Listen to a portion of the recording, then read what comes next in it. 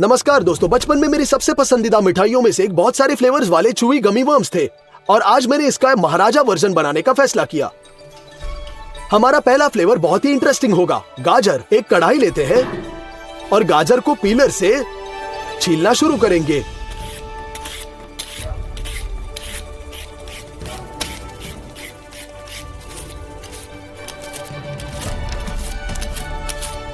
हम साफ गाजर को बर्तन में भेज देंगे।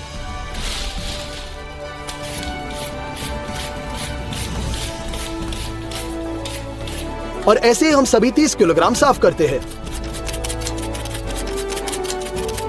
हमने एक बड़ी मात्रा में हमारा बर्तन भर दिया। अब जूसर लेते हैं, जूस के कटोरे जोड़ते हैं और गाजर को कैरेट जूस में बदल देंगे।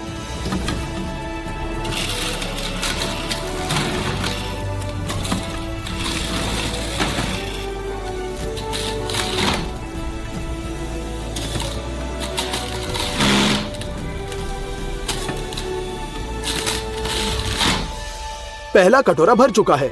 हम बाल्टी में रस जमा करेंगे, इसलिए हम कटोरे में से डालेंगे।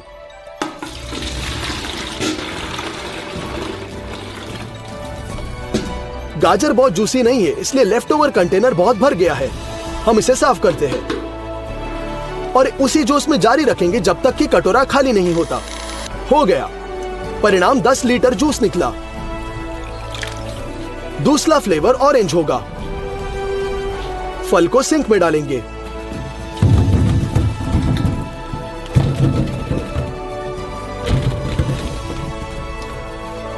पानी से भरते हैं। प्रत्येक ऑरेंज को अच्छी तरह से धोया जाएगा।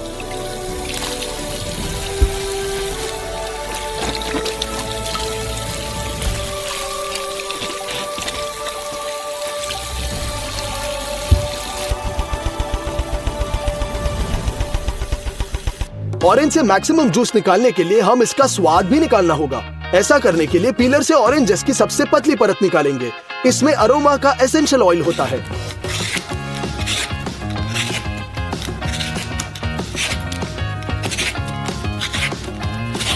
हमने लगभग 10 संतरे का जूस निकाला और अब हम इसे चाकू से काटेंगे।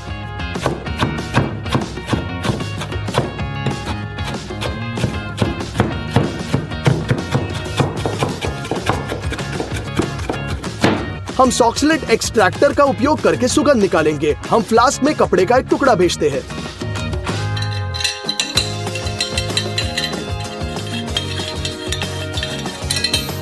इसे ऑरेंज पील के साथ ब्रिम तक भरेंगे।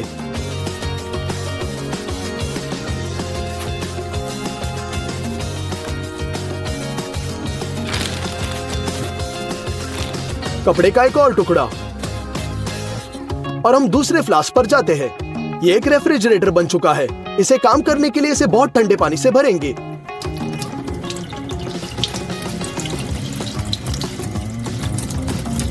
छेद को टेप से सील कर देंगे ताकि ये बाहर न लीक हो।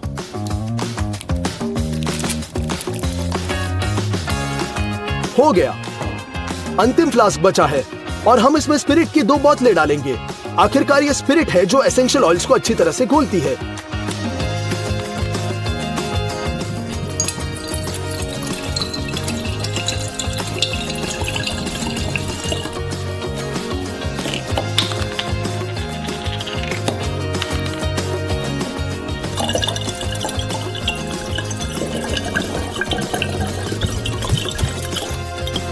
तीन फ्लास्क के बंच को असेंबल कर रहे हैं।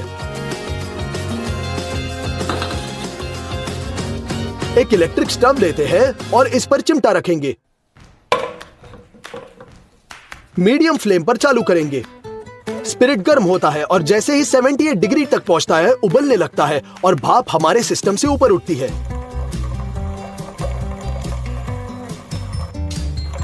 जैसे ही फ्रिज तक पहुंचता है तुरंत ठंडा हो जाता है और कंडेंसेट बूंदों के रूप में ऐसे बनता है जहां ये ऑरेंज पील में निहित एसेंशियल ऑयल्स को भंग करता है। इसके बाद एक शक्तिशाली ऑरेंज अरोमा के साथ स्पिरिट निचले फ्लास्क में वापस बहता है। इसी तरह एक सर्कल में 1 घंटे बाद नेचुरल ऑरेंज फ्लेवर तैयार है और ये बहुत रिच है। वापस संतरे पर साइट्रस जूसर 2 बाल्टी लेंगे चलनी ऊपर है और हम शुरू करते हैं। संतरे को आधे में काट ले। फल को जूसर के खिलाफ दबाया जाता है और ये सब मैक्सिमम बाहर निचोड़ेंगे।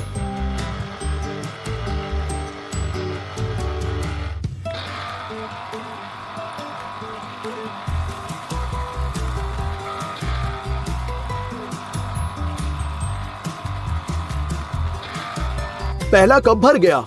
हम इसे छलनी से बाल्टी में डालते हैं।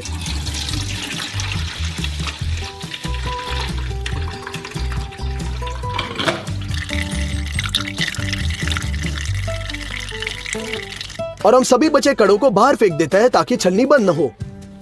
हम इस जूसर के माध्यम से सभी संतरे पीसेंगे। 10 लीटर रस निकला। कृमि के लिए मोल्ड के रूप में एक नालीदार पाइप का उपयोग करेंगे। सामान्यतः इसे हुड के लिए उपयोग करते हैं। हम इसे लगभग 1.5 मीटर की लंबाई तक फैलाएंगे।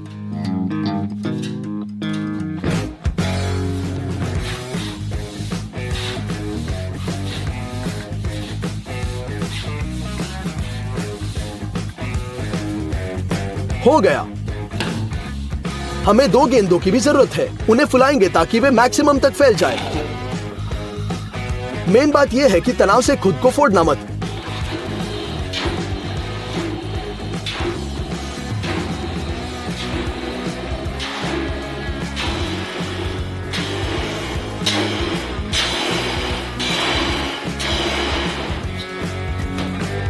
हम इसे वापस उड़ा देते हैं। बचे गर्दन को काट लेंगे और ट्यूब के एक तरफ खींचेंगे। यह आवश्यक है ताकि वर्म के किनारों को गोल किया जाए। हम प्लास्टिक क्लैंप को एक साथ जोड़ते हैं और गेंद को उनके साथ ठीक करते हैं ताकि ये उड़ न जाए।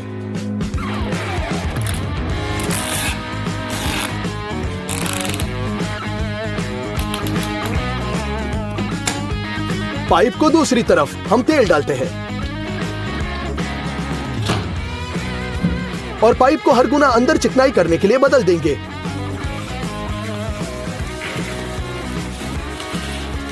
यही है, तेल को सूखा जा सकता है।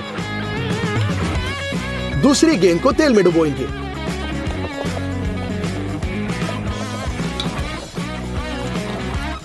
निकाल देंगे और पाइप पर खींचेंगे। इसे ठीक उसी तरह फिक्स करेंगे। पाइप के बीच हम एक छोटा चीरा बनाते हैं।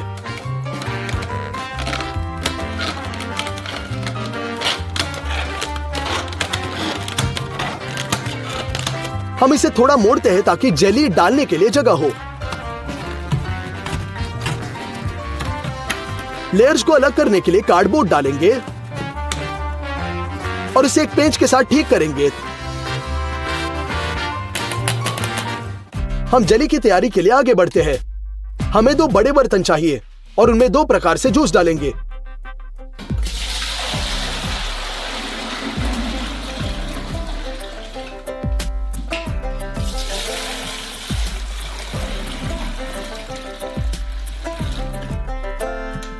फ्लेवर से रिच बनाने के लिए साइट्रिक एसिड और चीनी।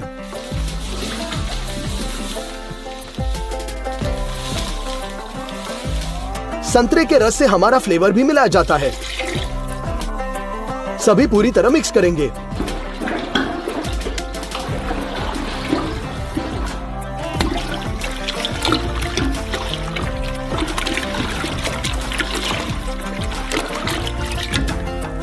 अब हमें 10 किलो जिलेटिन चाहिए। जिलेटिन का वजन ग्राम में मापा जाता है। यदि दुकानों में लगभग 150 ग्राम है तो हमारे पास 250 है। सामान्य में बहुत अधिक। हम इसे एक मेजरिंग कप में भरते हैं। लगातार हिलाते हुए सॉस पैन में डालेंगे।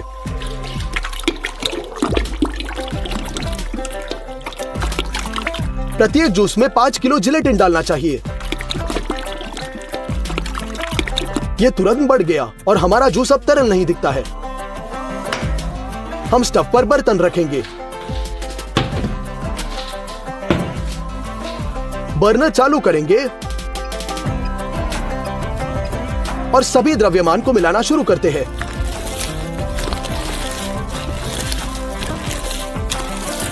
40 मिनट लगातार हीटिंग के बाद जिलेटिन आखिरकार पिघल गया है। हम पैन को मोल्ड के करीब रखते हैं।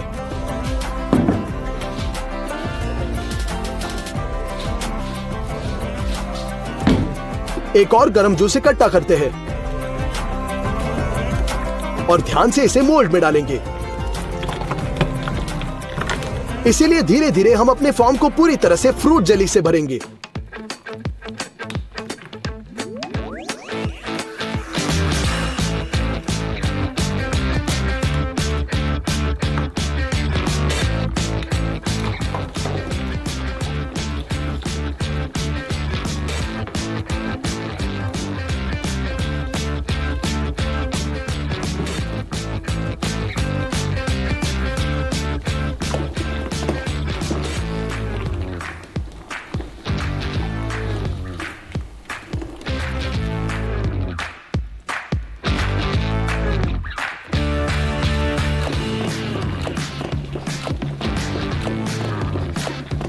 फिर हम डिवाइडर को हटा देते हैं।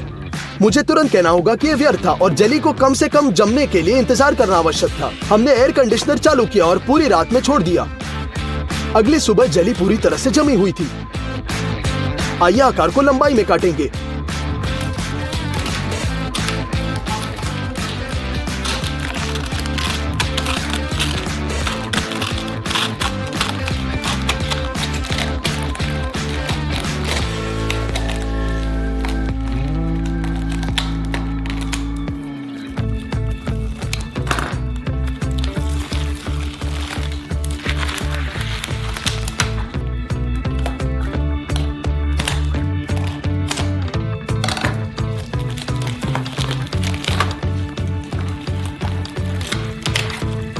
इसे खोलना शुरू करते हैं।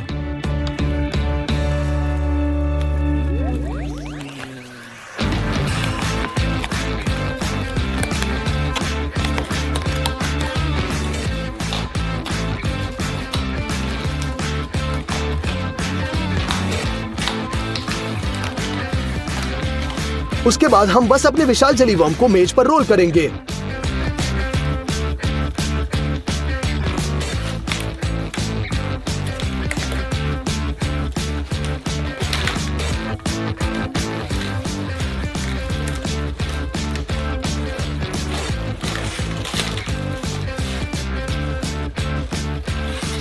इसे सही आकार मिलेगा। पाइप हर तरह अंकित था, लेकिन स्वाद दुर्भाग्य से मिक्स था और हमें गाजर ऑरेंज वर्म मिला। लेकिन ये सब नहीं है। हमें याद आया कि एक रिच टेस्ट वाला डस्ट भी बाकी है और हमने साथ कुछ ऐसा करने का फैसला किया। देखो ऐसे, बस इसे साइट्रिक एसिड के साथ छिड़केंगे।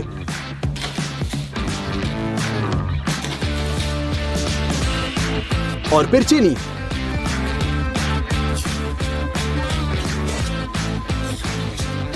खैर चलो एक पीस काट लेते हैं और ट्राई करते हैं।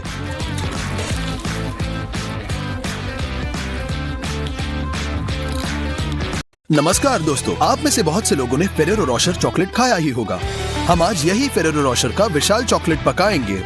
आइए देखते हैं इसके अंदर क्या है। बाहर का कवच नट्स और चॉकलेट का बना हुआ है, फिर एक क्रंची लेयर, चॉकलेट पेस्ट और हेजलनट्स। इतना ही।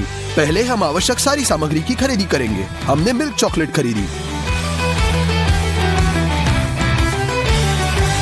अब लेंगे बहुत सारी चीनी, कोको पाउडर के 2 बड़े बक्से, 5 किलोग्राम मक्खन के 2 बक्से।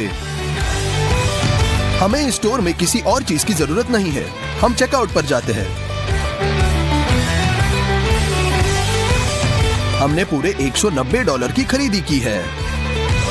हमने ऑनलाइन ऑर्डर से मंगाया मुरमुरे का बड़ा पैकेट, 10 किलोग्राम मूंगफली और हेजलनट्स का पैकेट। इन सामग्रियों का खर्चा हुआ $137। हम इस तरह के बड़े गोल कढ़ाइयों का सांचों के रूप में इस्तेमाल करेंगे। हम इस तरह से हुक्स को मोड़ते हैं।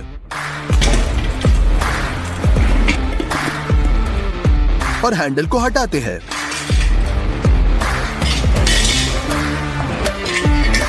हम कढ़ाई को पलट देते हैं और इन्हें क्लिंग फिल्म के साथ लपेट लेंगे। एक क्रिस्पी लेयर के लिए हम मुरमुरों का उपयोग करेंगे, इससे हमें मैक्सिमम क्रिस्पी करारा लेयर मिलेगा। हम कैरमल बनाएंगे। एक सॉस पैन में कॉर्न सिरप का आधा कैन डालते हैं।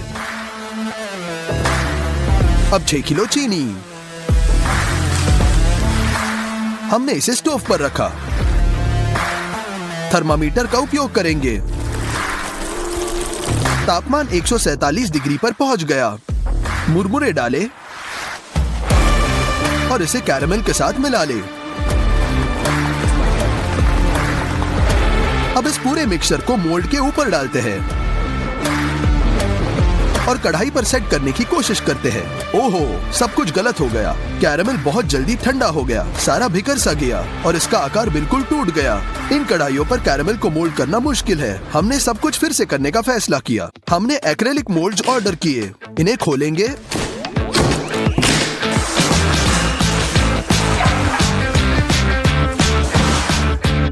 और बाहर निकालते हैं।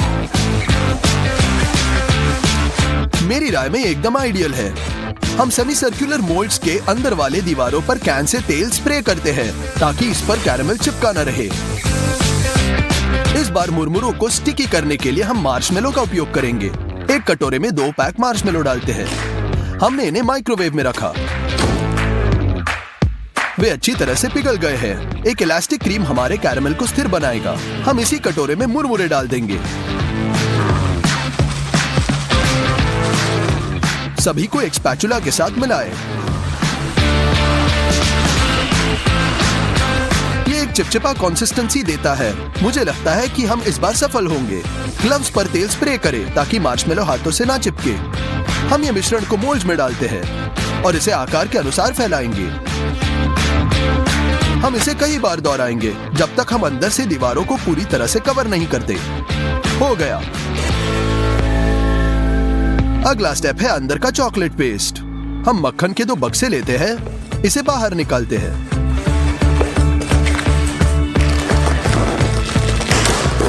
और सॉस पैन में 2 बड़े पोर्शंस डालते हैं। हम इसे गरम स्टव पर रखेंगे ताकि ये पिघल जाए। हो गया। अभी चाहिए बहुत सारा कंडेंस मिल्क। इसे हमने पिछले वीडियो से बचाया था। हमें मूंगफली और कोको पाउडर की आवश्यकता है। हमने ब्लेंडर के कटोरे को तराजू पर रखा। हमने इसमें 300 ग्राम मूंगफली डाल दी। कोको पाउडर के 2 बड़े चम्मच। हम कंडेंस मिल्क के 2 डिब्बे खोलते हैं।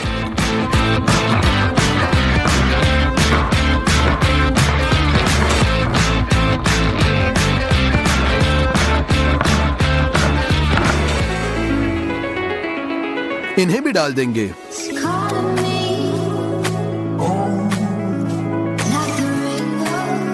आखिर में 200 ग्राम मक्खन।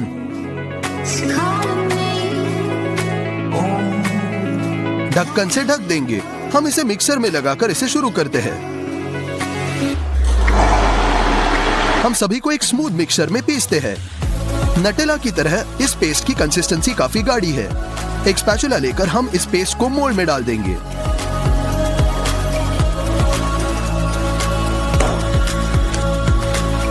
हमें इसे और बहुत बार करना होगा।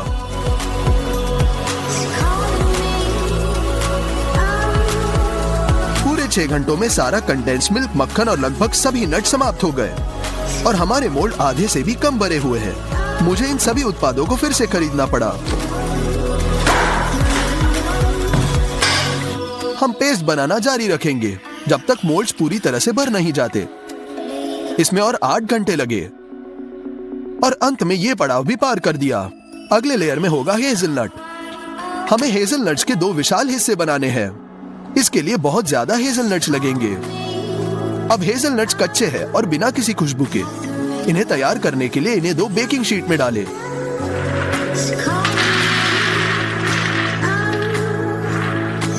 और ओवन में रख देंगे।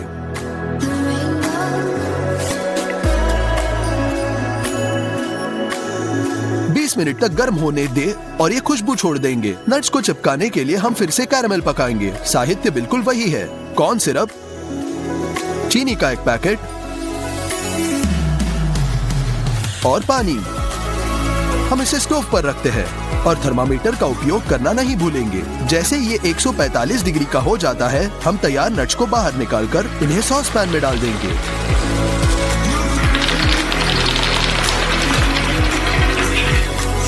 कैरेमल के साथ अच्छी तरह मिलाएं।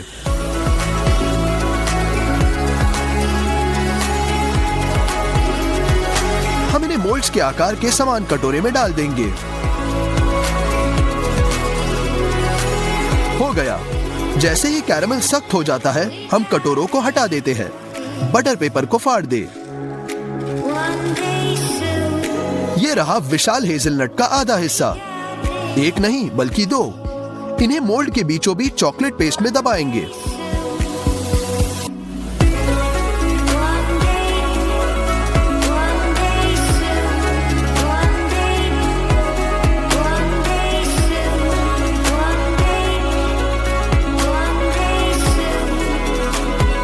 हम पेस्ट को एक स्पैचुला के साथ फैलाते हैं ताकि एक समान लेवल बने। अब ये चॉकलेट बहुत नरम है और यदि आप इसे मोल्ड से बाहर निकालते हैं तो ये बस अलग हो जाएगा। हम मोल्ड्स को फ्रीजर में भेजेंगे।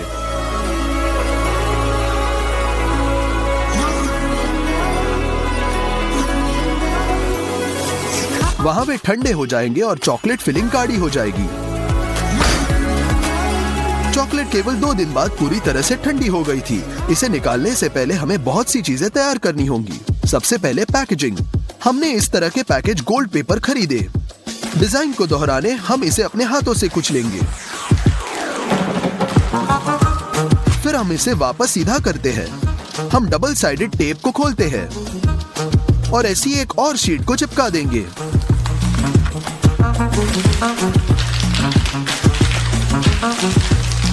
हमारे पास कुल 6 शीट्स है। उनसे एक बड़ी शीट बनाएंगे। हो गया। दूसरा पड़ाव, बाहरी लेयर के लिए हमें नट्स को चिपकाना होगा। सब कुछ स्पष्ट है। एक ब्लेंडर में डाल देंगे और दरदरा होने तक क्रश करें। इसे दूसरे कटोरे में डालेंगे। अब तीसरा पड़ाव, हम एक चॉकलेट बार लेते हैं, इसे खोलते हैं और इसे तोड़ते हैं।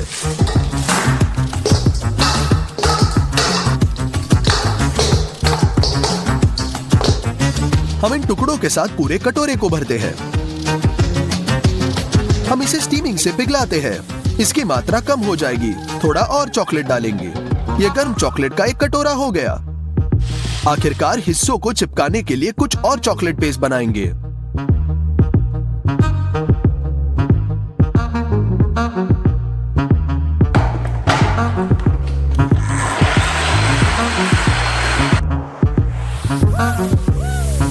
ये क्लिंग फिल्म को टेबल से अच्छी तरह से लपेट लेंगे। अंत में हम ठंडे कैंडी को बाहर ला रहे हैं।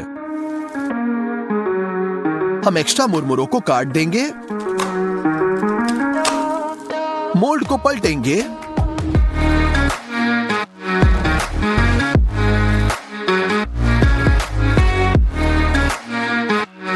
ये रहा आधा हिस्सा। अब दूसरा।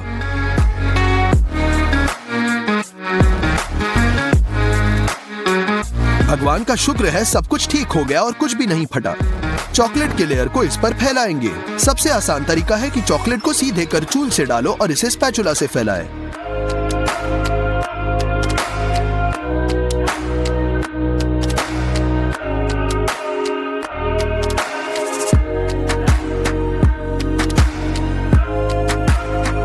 अब ऊपर छिड़केंगे दरदरे नट्स। ये पूरे कैंडी से चिपक जाने चाहिए।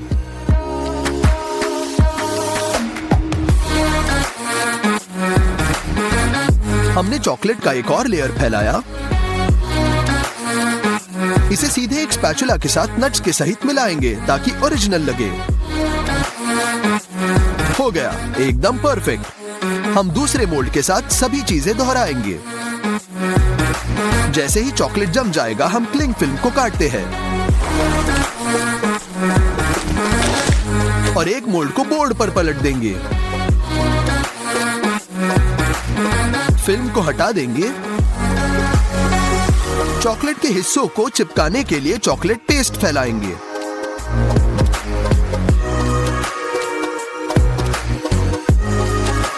हमने दूसरे मोल्ड को ऊपर रख दिया। लगभग सब कुछ तैयार है। मेरी राय में ये ओरिजिनल छोटे फेरेरो जैसे ही है। इसे सील करेंगे। फॉइल के बदले हम कागज यूज कर रहे हैं तो रैपिंग करना थोड़ा मुश्किल है। और फाइनल टच हमारा स्टिकर।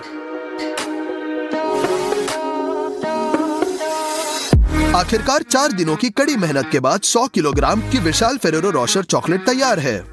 ये बहुत ही लाजवाब लग रहा है। मैंने इसके खर्चे को काउंट किया। सभी एक्स्ट्रा खरीदी को ध्यान में रखते हुए ये लगभग $940 खर्च हुए। चलो एक टुकड़ा काट लेंगे।